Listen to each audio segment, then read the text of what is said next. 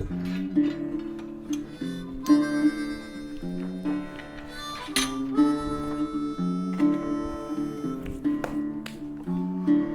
believe around point. And then essentially, like on the inside corner of this bend, wherever you want center of bend, you could just pilot hole. That's like small. a countersink, small hole that and then sits there. The end of that will just sit right in, and just as it heat it up, just crank it up, crank it up, leave it, and let it cool. Right, yeah. Take it off. And then the outer bend is easy.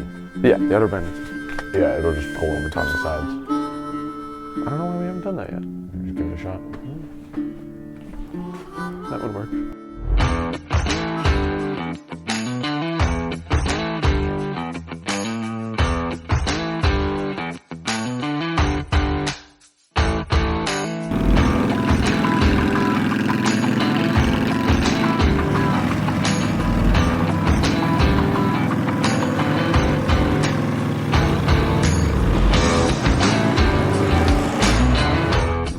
Dad had an old Honda 50, like an old Honda Trail 50, a C50. And me and both my sisters learned how to ride that before we learned how to ride bicycles. So I've been on dirt bikes since I could pretty well walk.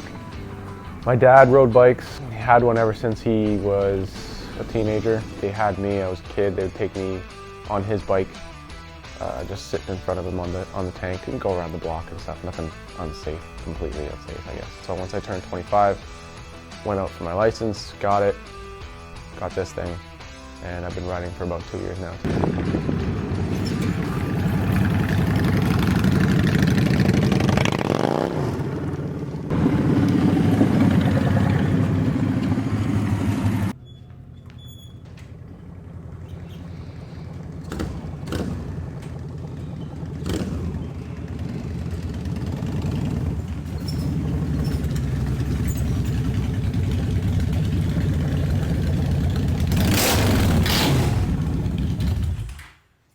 Oddly enough, it just kind of happened because we needed storage for winter.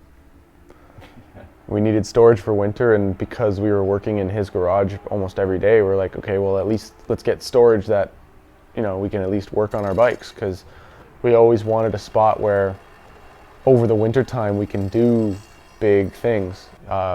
Rob took the most time with his and utilized it the most, basically over 2 weeks of quarantine. When COVID started, he chopped his bike up and made it a chopper, cut it right in half, and made what it is today, basically.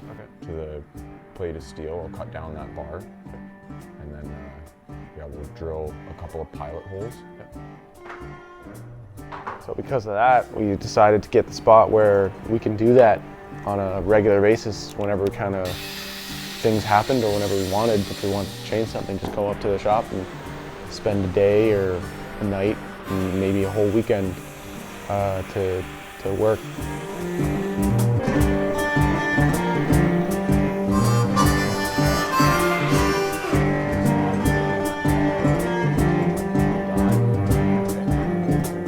Evolved from us riding our bikes and then people asking like, oh, where'd you do it? And it's like, oh, I did it. And they're like, oh, well, maybe you can help us. And it's like, yeah, sure, you know, come by and we'll figure it out and talk if we can do it. And in no way are we licensed mechanics at all. Like, we're just kind of sticking things together, and you kind of accept that fact when you come here. You know, there's always a strategic step to everything and what it is, and at the end of the day, it's trying to harmonize all of those things together, right? So like when you build a sissy bar, it's a piece of art, right? Everything has to be centered. There's math to that. To make this sissy bar, everything needs to be like mathematical, but at the same time, it has to flow. And when things don't work out, sometimes you just have to scrap that steel and grab a new piece of steel and start again. A little bit of a twist, eh? Both twists. You need heat? No, I just need to move quick.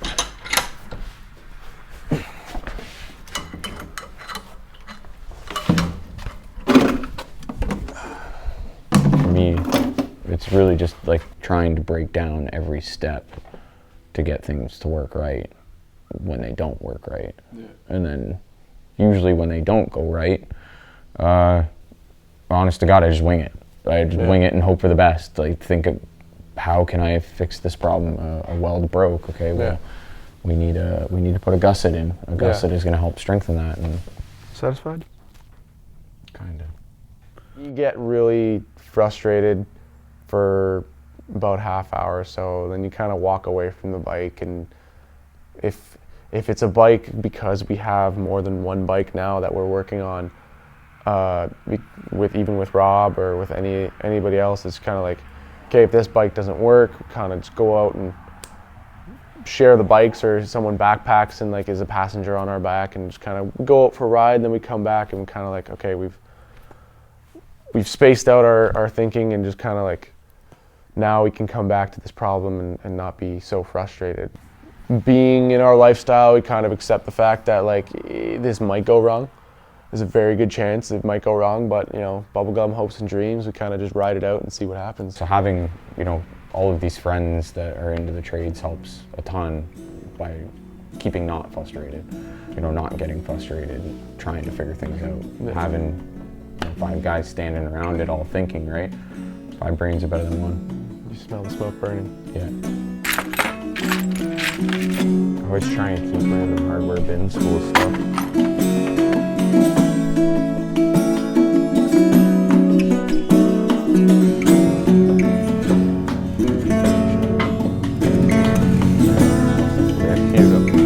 Yeah, that section first.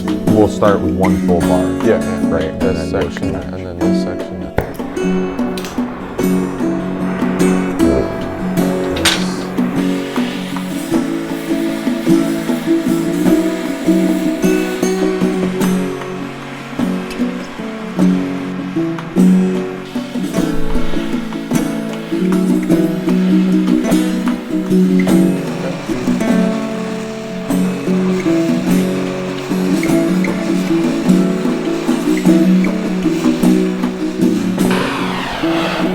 Take the flame away. It's hot. 90.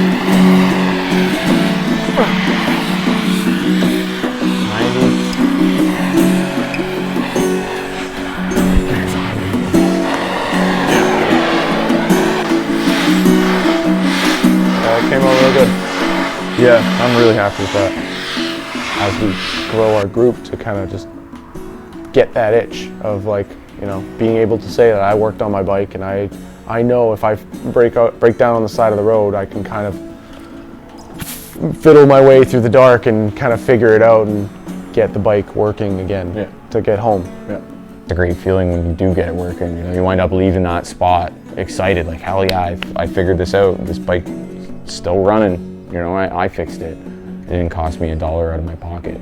It's not even riding. Like, yeah, riding's cool, you know, you get to, you know, ride and be on your own thoughts and do your own thing. But for me, the riding, whole aspect of riding is meeting new people, getting to hang out with new people. It's not about, you know, having my 2 wheels or how far I rode or, you know, the Iron Ass Challenge or none of that sort of stuff. For me, it's meeting new people and hanging out, you know, creating friendships.